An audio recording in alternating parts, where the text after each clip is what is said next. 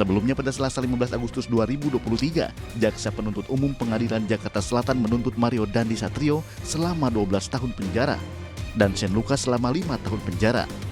Sementara terdakwa lainnya, AG, sudah lebih dulu menjalani sidang tuntutan dan telah divonis majelis hakim dengan hukuman pidana penahanan selama 3 tahun 6 bulan pada sidang tertutup yang digelar 11 April 2023 lalu. Mengadili, satu, menyatakan anak terbukti secara sah dan meyakinkan bersalah melakukan tindak pidana turut serta melakukan penganiayaan berat dengan rencana terlebih dahulu sebagaimana dalam dakwaan pertama primer. 2. Menjatuhkan pidana terhadap anak oleh karena itu dengan pidana penjara selama 3 tahun dan 6 bulan di LPKA. Turut menyeret AG dalam jeruji besi.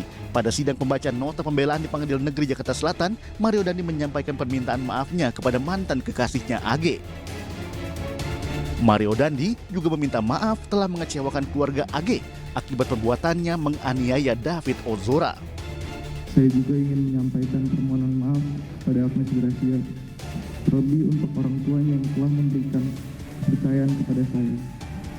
Namun oleh karena perbuatan saya telah memberikan kecewaan yang begitu besar.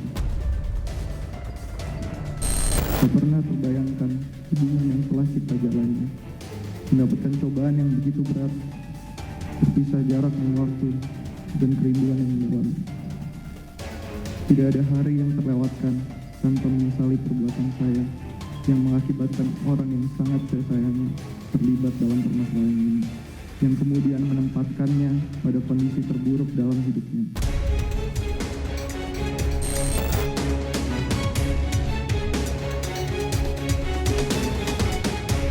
Penganiayaan berat yang dilakukan Mario Dandi pada 20 Februari 2023 silam menyebabkan David Ozora harus menjalani perawatan intensif selama 53 hari di rumah sakit. Tak hanya menyebabkan David terkapar tak berdaya, David juga menderita sejumlah luka usai menerima tendangan bebas dari Mario Dandi. Luka lecet di pelipis bagian atas mata sebelah kanan berukuran 1,5 cm x 0,5 cm. Luka lecet pada pipi kanan berukuran 6 cm x 5 cm. Luka memar di pipi kanan berukuran 6 cm x 5 cm. Dan luka robek pada bibir bawah sisi dalam dengan ukuran 2 cm. Dalam sidang tuntutan 15 Agustus 2023, Jaksa Penuntut Umum juga menyebut jika para terdakwa tidak mau atau tidak mampu membayar restitusi terhadap David Ozora, maka para terdakwa akan diberikan pidana penjara sebagai gantinya.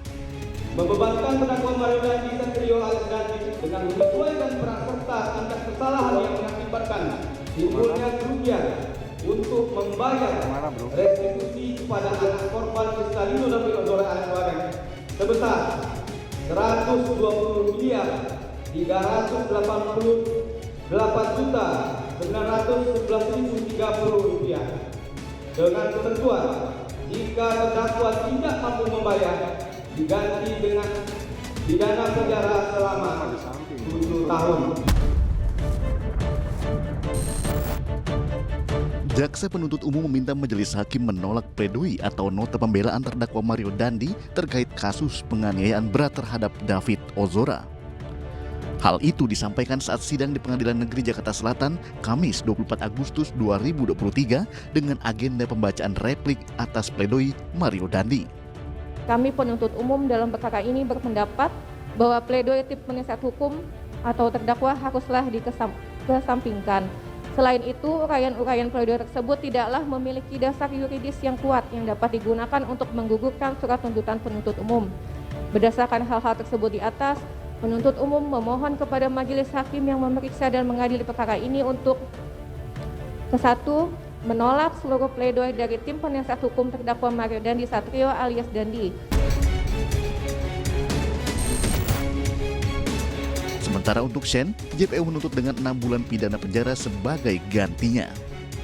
Membebankan terdakwa Shane Lucas Ozora dengan menyesuaikan peran serta tingkat kesalahan yang mengakibatkan timbulnya kerugian untuk membayar restitusi kepada anak korban Kristalino David Ozora alias Wareng sebesar 120 miliar 388 juta 911 Rp1.030 dengan ketentuan jika terdakwa tidak mampu membayar diganti dengan pidana penjara selama 6 bulan.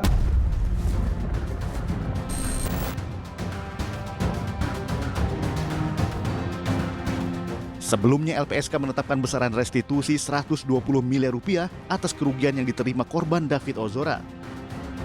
Perhitungan tersebut meliputi 3 komponen, yakni kehilangan kekayaan atau penghasilan senilai Rp18.162.000, penggantian biaya perawatan medis psikologi senilai Rp1.315.660.000, dan yang ketiga, ganti rugi penderitaan senilai Rp118 miliar, 104 juta rupiah.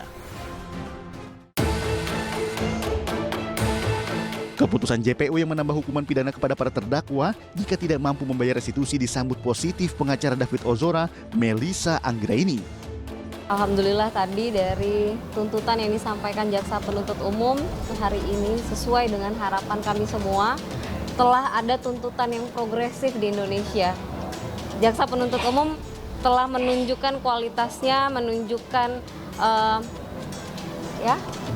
keberpihakan terhadap korban dan tidak terjebak dengan kekosongan hukum, telah berani untuk membuat inovasi, membuat tuntutan yang progresif, dan kami sangat apresiasi kepada kejaksaan telah membuat tuntutan yang luar biasa mengakomodir seluruh keadilan baik bagi korban maupun bagi masyarakat.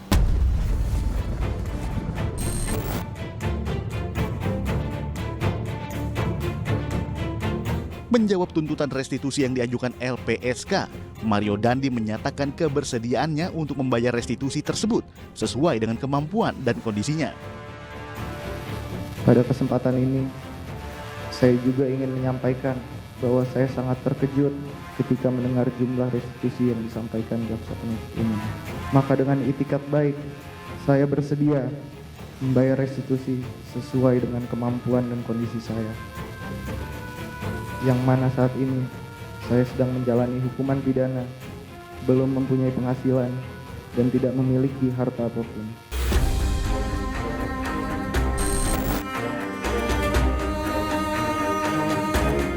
Tuntutan JPU memberi angin segar bagi keluarga korban yang menitipkan keadilan padanya. Tangis air mata para terdakwa saat membacakan pledoi di depan Majelis Hakim Pengadilan Negeri Jakarta Selatan tak lagi bisa mengembalikan kondisi David Ozora seperti sedia kala. Apakah penyesalan yang diungkapkan para terdakwa akan meringankan atau justru memperberat vonis Majelis Hakim? Jadi jangan bilang Anda tidak tahu akan permasalahan ini, karena kami sudah memberitahukannya.